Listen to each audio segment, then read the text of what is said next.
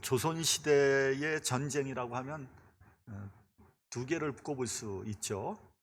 임진왜란과 병자호란입니다. 임진왜란은 7년에 걸친 전쟁으로 국토가 다 황폐화됐고요. 수많은 사람들이 죽고 부상을 당했습니다. 정말 우리 한민족이 당한 전대미문의 환란이었습니다. 임진왜란은 조선에 엄청난 피해를 줬지만 실제로 따지면 조선이 승리했다고도 말할 수 있는 전쟁입니다. 임진왜란이 1598년에 끝나고 불과 38년 후에 1636년에 조선은 병자호란이라는 엄청난 전쟁에 휘말리게 됩니다. 전쟁의 상흔이 채 가시기도 전에 청태종 홍타이치가 12만의 기병을 이끌고 조선을 침공했습니다. 청의 군대는 그야말로 바람과 같이 조선을 침공했고 조선은 제대로 대응해 보지도 못하고 항복하고 말았습니다. 인조가 남한산성에서 나와서 삼전도에서 항복함으로써 일단 전쟁은 끝났습니다. 불과 몇 개월밖에 걸리지 않은 전쟁이었지만 병자호란은 조선에 치명상을 안긴 그러한 전쟁입니다. 이때 수많은 조선의 백성들이 포로로 끌려갔는데 당시에 청나라 수도였던 심양의 노예시장에서 팔려나간 조선인의 숫자가 무려 60만이나 된다고 합니다. 그때 조선의 인구가 1000만에서 1200만, 1300만 정도로 예상이 되는데 전 백성의 6%가 포로로 잡혀가서 노예로 팔려나간 겁니다. 뿐만 아니라 수많은 조선의 여인들이 청으로 끌려가서 정조를 유린당했습니다. 그 후에 이 여인들이 돌아오게 되는데 이 여인들을 어떻게 처리할 것인가가 심각한 사회 문제가 되었습니다. 이 여인들을 환향녀라고 하지 않습니까? 고향으로 돌아온 여성들, 이런 얘기죠. 근데 이것이 나중에 환양년으로 비속어로 바뀌어버렸습니다. 그 고루한 조선 사회에서 이 여인들의 과거를 불문에 붙이라는 임금의 조서가 반포될 정도였다고 하니 조선의 사회 기반이 무너진 것입니다. 병자호란이 일어나기 1년 전 한양에서는 곧 오랑캐가 쳐들어온다는 흉흉한 소문이 퍼져나갔다고 합니다. 한양에 내노라 하는 양반집 아녀자들이 한자리에 모여서 만약에 전쟁이 일어나서 오랑캐가 범접을 한다면 어떻게 할 것인가를 놓고 한마디씩 얘기를 하게 되었다고 합니다. 저마다 돌아가면서 한마디씩 하는데 그 결기와 다짐이 잠옷 단호했습니다. 어떤 여인은 말하기를 나는 오랑캐 놈들에게 몸을 더럽힐 수 없으니 나는 은장도를 품고 다니다가 위험한 순간이 되면 내 목을 은장도로 찔러서 자결을 하겠다, 이렇게 얘기하는 여인도 있었고요. 어떤 여인은 나는 우리 집 대들보에 목을 메고 자결을 하겠다, 이렇게 얘기하는 여인도 있었고요. 어떤 여인은 치마를 뒤집어 쓰고 난 절벽에서 뛰어내리겠다, 이렇게 얘기하는 여인도 있었습니다. 그래서 다 한마디씩 하는데 맨 마지막에 한 여인이 아무 말도 안 하더라는 거예요. 그래서 여인들이 왜 당신은 아무 말도 하지 않습니까? 물어봤다는 거예요. 그랬더니 이 여인이 하는 말이 나는 그 상황을 당해보기 전에는 지금 아무 말도 할 수 없습니다, 이렇게 얘기를 했다는 거예요.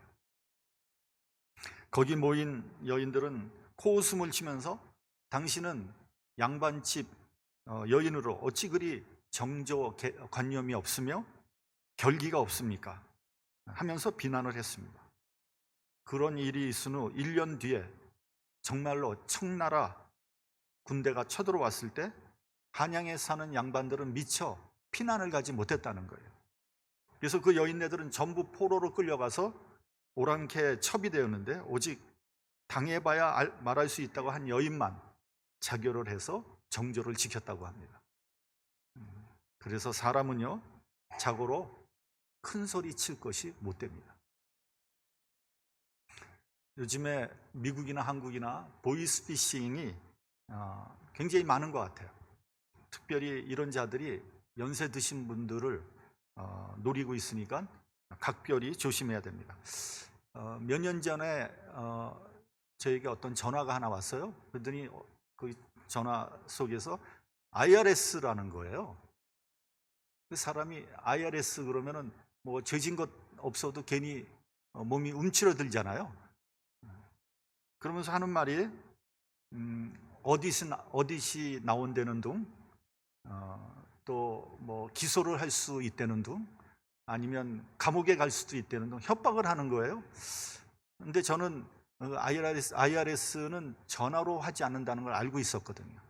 그래서 잠시 기다리라고 해놓고 그 온 전화번호를 다른 전화로 해봤어요. 전화를 이제 눌러봤어요. 그랬더니 누군가가 전화를 딱 받더니 IRS라는 거예요. 이게 어떻게 된 거지? 헷갈리더라고요.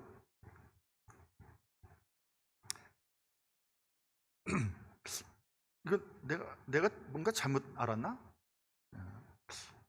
아니야, 그럴 리가 없지. IRS는 절대로 전화로 걸지 않는다는 게 철칙이야. 그걸 다시 한번 확인하고 제가 다시 한번 전화 속에서 전화에다 대고 제가 물었습니다. 당신 IRS 아니지? 당신 사기꾼이지? 보이스피싱이지? 하면서 옥신각신 하다가 전화를 끊은 적이 있습니다. 전화를 끊고 나니까 은근히 화가 나더라고요. 여러분, 속는다는 것은 상당히 기분 나쁜 일입니다. 근데 속는 게요, 대부분 아는 사람, 믿는 사람에게 속는 거예요. 철석같이 믿었던 사람에게 배신을 당하면 정말 하늘이 무너지는 느낌입니다. 돈에 속고, 친구에게 속고, 사랑하는 사람에게 속으면 가슴이 찢어지게 아픈 겁니다. 그런데요, 여러분, 그 중에서도 가장 마음이 아픈 것은 뭔지 아세요? 자기 자신에게 속는 거예요. 더 큰 문제는 자기 자신에게 속고 있는데 정작 본인은 속고 있는 줄 모르고 있는 거예요. 사실 내가 믿을 만한 존재가 못 된다는 것을 여러 번 경험하고 나서도 정신 차리지 못하고 또 속고 있는 거예요. 가끔 그 뉴스에서 보면요, 한국에서 대형 사기 사건이 터집니다. 그것을 폰지 사기라고 하는데, 이 폰지라는 말은 미국의 사기꾼의 이름을 따서 명명한 것입니다. 한마디로 그게 뭐냐면 투자자에게 높은 이자와 배당금을 준다고 속여서 투자금을 모아요. 그래서 막 모아가지고 그 투자금으로 실제로 이자와 배당금을 줘요. 그래서 더 모아. 그래서 어느 순간이 되면 그 모든 것을 다 챙겨서 도망을 치는 겁니다. 그런 사기 사건입니다. 그래서 사기당한 총액이 몇 조 원에 이르기도 하고요, 사기당한 사람이 수만 명에 이르기도 합니다. 어떤 사람은 평생 모은 돈을 사기당하기도 하고요, 어떤 사람은 퇴직금을 사기당하기도 하고요, 어떤 주부는 학자금 모아놓은 것을 몽땅 다 사기당하기도 하고요. 하여간 사연도 가지가지입니다. 속았다고 울고 불고 하면서 주모자를 잡으라고 난리를 칩니다. 근데 그런 사건마다 꼭 들어가는 게 부정한 공무원들, 경찰, 검찰, 국회의원, 도의원 이런 사람들이 또 자기 꼬리를 또 자르라고 정신이 없습니다. 저는 그런 사건을 보면서 그것은 사기꾼에게 혹은 부정한 공무원에게 속은 것이 아니라 바로 자기 자신에게 속은 거라고 생각합니다. 그러니까 여러분, 정상이 아닌 높은 이자와 배당금을 준다고 하면 벌써 의심을 해야죠. 그건 정상이 아니잖아요. 그건 말이 안 되잖아요. 근데 그 말에 그냥 홀딱 넘어가서 솔깃해서 거기에 돈을 투자한 자기 자신을 원망해야지 누구를 원망하겠습니까? 과다한 욕심을 부린 자신에게 속은 거예요. 그렇기 때문에 여러분, 나 자신이 불신의 가장 큰 원인임을 명심해야 됩니다. 다른 사람 블레임할 필요가 없어요. 나를 블레임해야 돼요.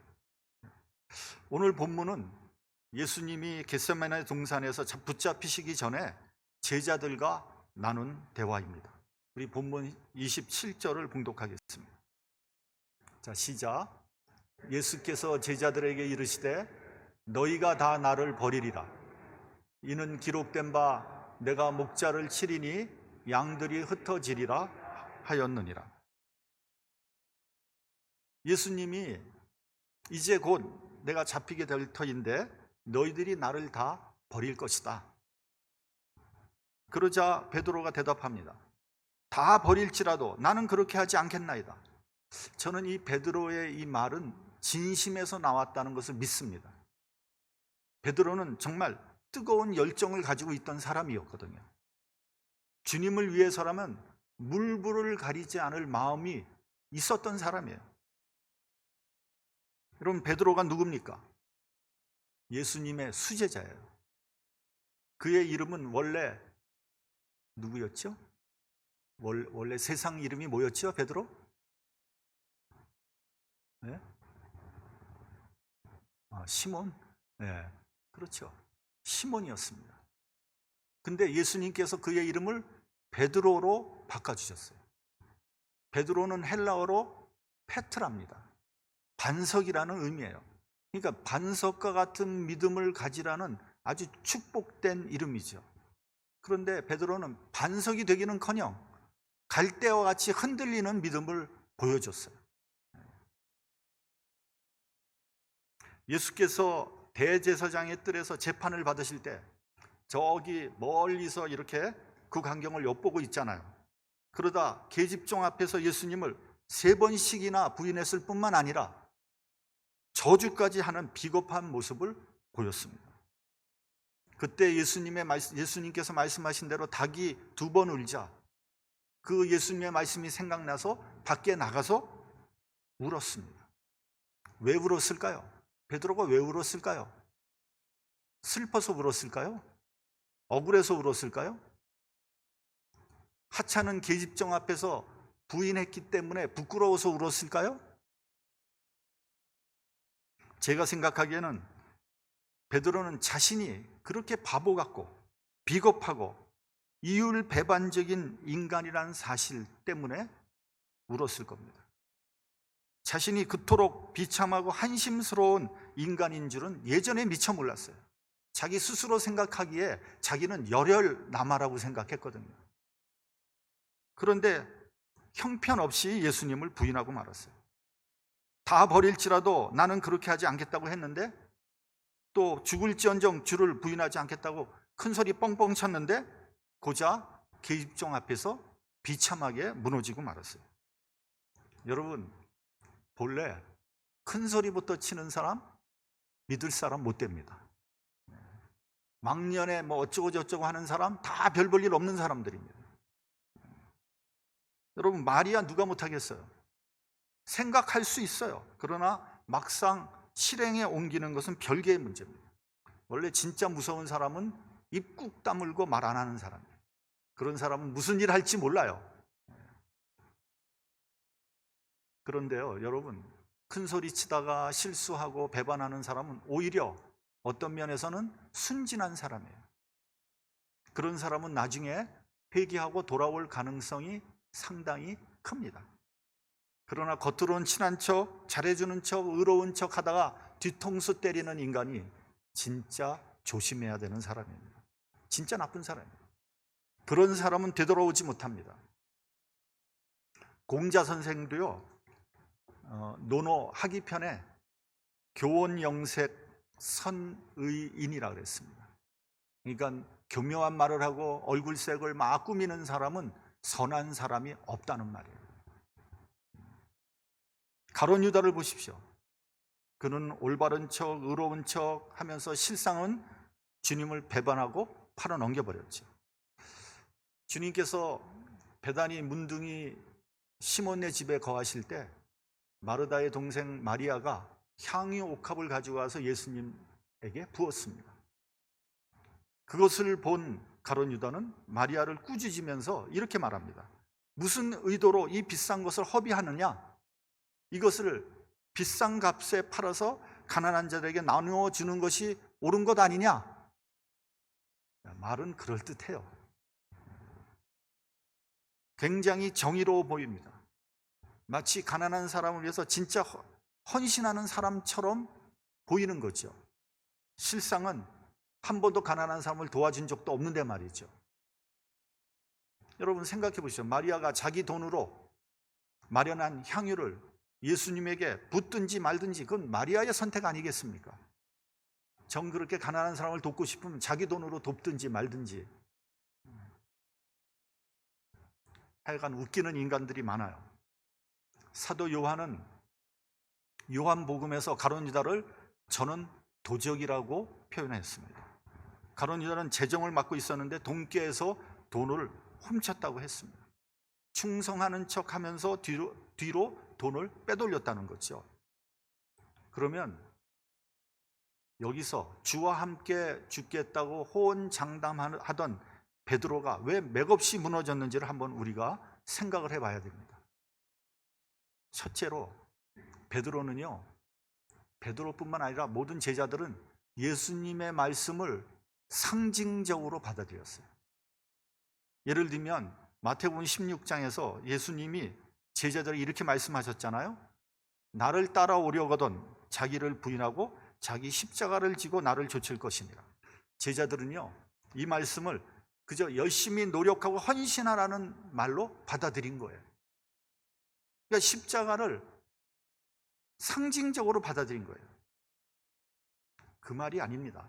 실제로 제자가 되려면 자기를 부인하고 십자가를 져야 한다는 거예요. 예수님이 실제로 십자가를 지실 줄 꿈에도 생각지 못했어요. 십자가는 철학적이고 추상적인 말씀이 아닙니다. 문자 그대로 십자가, 즉 죽음을 의미하는 거예요. 이 말씀을 바로 알아듣지 못했기 때문에 예수님께서 잡혀가실 때 제자들은 다 도망친 거예요. 여러분, 하나님의 말씀을 상징적으로 받아들이면요, 환경이 바뀌고 상황이 바뀌면요, 우리들은 그거 절대로 못 쫓아갑니다. 따라갈 수가 없어요. 예수님이 십자가 지는 현장에도 사도 요한과 몇몇 여자들만 빼놓고선 제자들이 한 사람도 보이지 않았어요. 예수님의 장례 때도 마찬가지예요. 오히려 니고데모와 아리마대 요셉이 예수님 장례 치르지 않았습니다. 한 알의 밀이 땅에 떨어져 썩어 죽지 않으면 열매를 맺을 수 없다 그랬어요. 여러분, 이것은 단순한 비유가 아니에요. 진짜 한 알의 밀이 떨어져서 썩어서 죽어야지만 많은 열매가 맺어지는 거예요. 여러분, 우리가 신앙생활 할 때도 내가 죽어야지, 정말 희생해야지, 죽어야지 많은 열매가 맺혀지는 거예요. 우리는 조금 열심을 내고 헌신을 한 다음에 왜 나를 알아주지 않느냐고 항의를 합니다. 내가 이렇게 열심을 내는데 왜 보상하지 않느냐고 성화를 합니다. 얼마나 했다고 보답을 바라고 열매를 바랍니까? 우리가 언제 죽기까지 헌신하고 희생해 본 적이 있습니까? 이 한 몸 다 바쳐서 충성해 본 적이 있습니까? 물론 그런 분들도 있을 거예요. 그러면 반드시 많은 열매가 맺혀질 수밖에 없어요. 그렇지 않았다면 부끄러운 줄 알아야 돼요. 요한복음 21장에서 예수께서 베드로에게 이렇게 말씀하셨습니다. 내가 젊어서는 스스로 띠뛰고 원하는 곳을 다녔거니와 늙어서는 내 팔을 벌리리니 남이 내게 띠띠우고 원치 아니하는 곳으로 데려가리라 하심으로 베드로가 어떤 죽음을 당해야 되는지를 암시하셨습니다. 둘째, 베드로는 자신을 다른 사람과 차별화시켰어요. 우리 본문 29절을 봉독하겠습니다. 자, 시작. 베드로가 여짜오되 다 버릴지라도 나는 그렇지 않겠나이다. 다른 사람 다 버릴지라도 자긴 그렇게 하지 않겠다고 했어요. 여러분, 남이 넘어지면 나도 넘어질 수 있다는 것을 인정해야 돼요. 내가 진짜 속된 말로 용가리 통뼈입니까? 내가 뭘 특별한 존재라고 별개시합니까? 자기를 별개시하는 사람 치고 제대로 된 사람 없습니다. 나는 능력 있는 사람이야. 나는 다른 사람과 다른 사람이야. 나는 스마트한 사람이야. 이렇게 말하는 사람일수록 미성숙한 사람입니다. 세상 말도 그런 말 있지 않습니까? 벼도 익으면 고개가 숙여진다. 사실 많이 배운 사람일수록, 지식이 많은 사람일수록 내가 얼마나 모르는 것이 많은가를 깨닫게 되는 거예요. 뭘 모르는 사람이 자기가 많이 안다고 설치는 거예요. 교회에서도요, 종종 자기 믿음이 최고인 줄 아는 사람들이 있어요. 다른 사람 믿음을 우습게 생각합니다. 그런 사람일수록 아직도 신앙적으로 여물지 못한 거예요.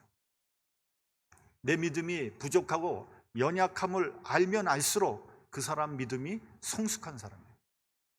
여러분, 베드로 한번 보십시오. 나만은 부인하지 않겠습니다 해놓고선 혼자서 부인하고 말았어요. 바보짓은 혼자서 다 하고 돌아다닌 거예요. 나도 똑같은 사람이라는 것을 인정해야 됩니다. 세 번째, 베드로는 자기 자신을 몰랐어요. 자신에게 속은 거예요. 사실 예수님은 베드로에 대해서 너무나 잘 알고 계셨어요. 사실은 베드로보다 베드로 자신을 더 잘 알고 있었던 사람이 누구냐? 예수님이에요. 예수님은 베드로의 그 심령 상태를 꿰뚫어 보고 계셨습니다. 그래서 예수님께서 잡혀가실 때도 다른 제자들은 다 도망을 쳐도 베드로만은 뒤따라 올 것을 알고 계셨어요. 그러다 계집종이 당신도 예수의 제자가 아니냐고 다구칠 때 뒷감당도 못하고 부인할 것을 이미 알고 계셨어요. 그래서 본문 30절에 보면 이 밤 닭이 2번 울기 전에 네가 3번 나를 부인하리라고 말씀하신 거예요. 베드로는 그런 정도의 사람이었어요. 이 정도 되면 베드로는 주님께 무릎을 꿇고 여쭈어 봤어야 맞는 거예요. 그러면 주님 어떻게 해야 되겠습니까? 그러면 주님께서 베드로가 해야 할 일을 가르쳐 주셨을 텐데 베드로는 그렇게 하지 않았어요. 자기의 의지를 과시하고 싶었어요. 자기의 믿음을 정말 예수님 앞에 좀 한번 드러내 보이고 싶었던 거예요. 그 31절을 보면 내가 죽을지언정 주를 부인하지 않겠나이다 큰 소리를 치고 말았습니다. 그만큼 베드로는 자기 자신에 대해서 몰랐던 거예요. 자신에게 속은 거예요. 그리고 예수님을 부인하고 난 후에 밖에 나가서 주님의 말씀이 생각나서 울었던 거죠. 넷째로 베드로는 실천력이 부족한 사람이었어요. 큰 소리 치는 것은 쉽지만 실천하기는 어렵다는 것을 알아야 합니다. 이것이 베드로의 결정적인 단점이에요. 베드로는 어떤 일을 생각하기에 앞서 일단 큰 소리부터 치는 사람이었어요. 복음서에 보면 그러한 장면들이 여러 군데 나옵니다. 예를 한번 들어보면 마태복음 14장을 보면 예수께서 물 위를 걸어서 제자들에게 오셨습니다. 그것을 본 제자들은 유령이다 하고 다 무서워했습니다. 그때 베드로가 이렇게 말합니다. 주여, 만일 주시거든 나를 명하사 물 위로 오라 하소서. 예수께서 오라 그렇게 말씀하십니다. 베드로는 배에서 내려서 물 위를 걸어서 예수께 가기 시작했는데 그러려고 했는데 바람이 세차게 불어서 그걸 보고 무서워 물속에 빠지고 말았어요. 베드로는 주여 나를 구원하소서 소리를 질렀어요. 예수께서 손을 내미시며 믿음이 적은 자여 왜 의심하였느냐고 하셨어요. 베드로의 성품을 아주 잘 보여주는 장면이다 이렇게 생각을 합니다. 베드로는 일단 큰 소리부터 치지만 실천력이 따라주지 못했던 사람입니다. 근데 여러분, 베드로만 그럽니까? 우리도 마찬가지 아닙니까?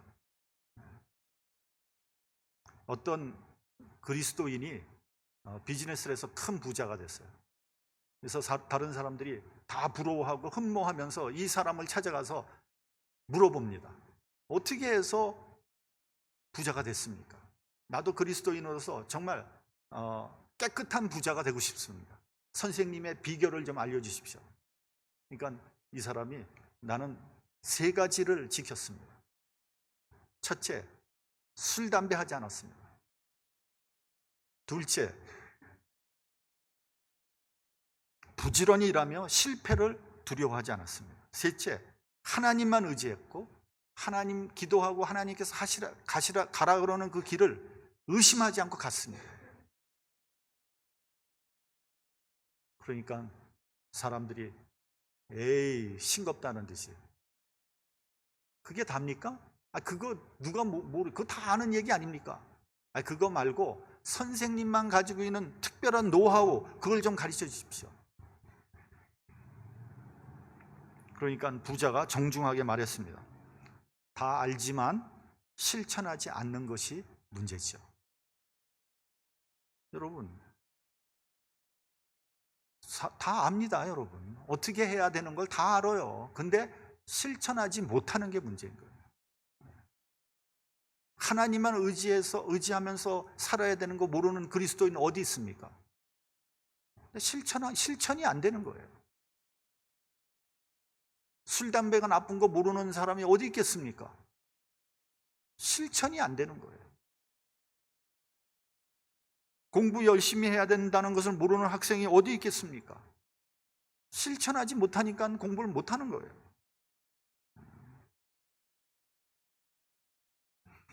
여러분 지식인들의 문제가 뭔지 아세요? 이론과 논리로 따지면 지식인을 따라갈 사람이 어디 있어요? 근데 지식인의 치명적인 단점은 실천하지 않는 거예요. 말은 하는데 실천력이 없는 거예요. 언제부턴가 우리 그리스도인들을 뭐라고 부릅니까? 말 잘하는 사람들, 말쟁이다 이렇게 얘기하잖아요. 이 말은 뒤집어 말하면 무슨 말인지 아세요? 말은 정말 그럴듯하게 잘하는데 하는 짓을 보면 영 아니라는 얘기예요. 이것이 우리 그리스도인의 가장 큰 문제예요. 예수께서 바리새인과 서기관들을 이렇게 꾸짖었습니다. 무엇이든지 저희의 말하는 바는 행하고 지키되 저희의 하는 행위는 본받지 말라. 저희는 말만 하고 행치 아니한다고 말씀하셨습니다. 여러분 신앙은 생활입니다. 신앙과 생활이 따로 떨어져 있는 것이 아닙니다. 신앙적인 결단을 내렸습니까? 이를 실천하기 위해서 더욱 겸손히 기도할 것입니다. 겸손한 기도가 없는 결단은 실패하고 말 것입니다. 자신을 돌아보고 나 스스로 믿을 만한 존재가 되지 못함을 인식해야 됩니다. 그리고 온전히 주님을 의지해야 됩니다. 주님께 순종하고 주님의 말씀을 묵묵히 실천하는 저와 여러분이 되시기를 주님의 이름으로 축원합니다. 기도하겠습니다.